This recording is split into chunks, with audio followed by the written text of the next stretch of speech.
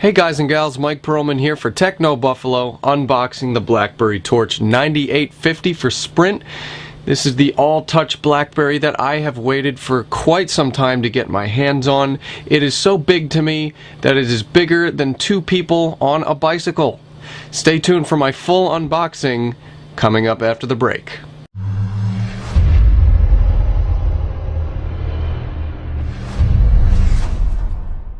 Okay, we're back in BlackBerry with the BlackBerry Torch 9850. This is an exciting phone, particularly because it has some of the most advanced hardware RIM has ever implemented in a phone. It also is running BlackBerry 7 OS. So we have enhancements in the hardware and the software realms. Let's start talking about the processor on this thing. It's a 1.2 gigahertz Qualcomm Snapdragon processor, and it has 768 megabytes of RAM. We also have a 3.7-inch TFT capacitive multi-touch display that has a resolution of 480 to 800, which is WVGA. This phone has a 5 megapixel autofocus rear camera with an LED flash, and it's capable of 720p HD video recording.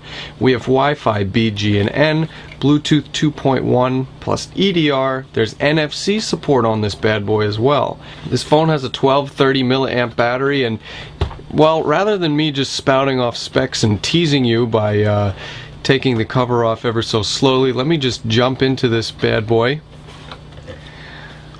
And there it is in all its glory.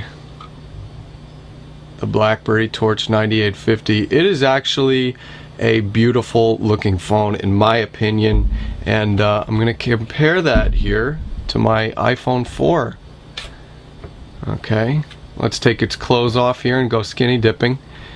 And look how similar these phones are. Shove that to the side. They're just so similar in dimensions. However, I like the styling of the BlackBerry Torch better.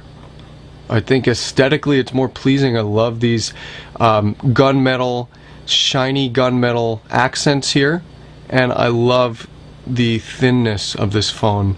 It is about the same thickness as an iPhone. Stack them up here, so you can see. And I just love the curved edges because I get holes in my pockets quite often, and I think that can be attributed to the iPhone 4's kind of rigid edges here. As you can see, I cracked my phone a little while ago. Anyhoozle, this is very nice, and I love the tangible buttons here. We have a tangible send, BlackBerry, back, and end/power button here. We also have that classic BlackBerry optical trackpad as well. The back of this phone is actually metal, so unlike nearly every Android phone you see on the market, this phone begs to differ with an actual metal backing here. And here's that 1230 milliamp battery. I don't know how this is going to perform. Hopefully it will do well.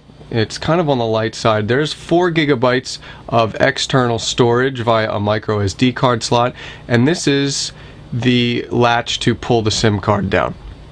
So this phone actually has the capability to be a world phone, so that is something to notice. Take note of, to notice. I noticed it, and you're taking note of it. One thing that I'm apprehensive about, and this is something that John pointed out as well, the volume control is very slim. It's kind of hard to press. In addition, the mute button is located right in the middle, so it looks as though it's easy to inadvertently press that. I like the fact that we still have a function button up here, and that is controlling, I think it defaults to the camera. Speaking of the camera, it's a 5 megapixel autofocus camera with 720p. I already told you that. Okay, so here is the lock button on the top. Very similar to the Storm, if I can recall, and in my opinion this is the phone that should have been the Storm, truly. USB charging here, okay, we like that they have not gone proprietary or remain proprietary, and that's a good thing. Let's try to power this phone on. Oh, but before we do that, let me show you what's in the box here.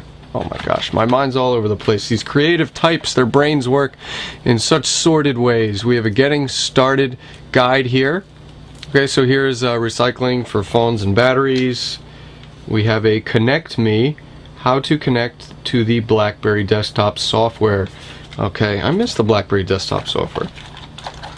We have a minute charger here. It's very similar to the iPhone. And we have a set of headphones. As you can see, focus there, the uncomfortable type. Okay, I'm gonna see if I could power this phone on here. Let's do some clever control here. Okay, now while I'm powering this phone on, well, there we have it. There we have it. Apparently, the rep who sent me this phone already got into the cookie jar here. So that's a good thing. That is a very good thing. We're jumping right into it. I like it right away. This is very nice. BlackBerry 7 OS here. And very quick. This is not the BlackBerry of 2-3 years ago. This is a BlackBerry that can actually handle web browsers. Let's check out the web here. Okay, I was on YouTube. Hold on a second here. Oh, look at that. Okay, Techno Buffalo. Here we go. Look at that. Pinching and zooming without any glitches, without any lagging. So I'm very excited about this phone. I can't wait to review it. It is very similar to the 9810 on AT&T. The only difference is it's all touch. So we're gonna have to do with the all touch keyboard. Let me give you a sneak preview of that right now. Okay. Okay, so here we have the keyboard.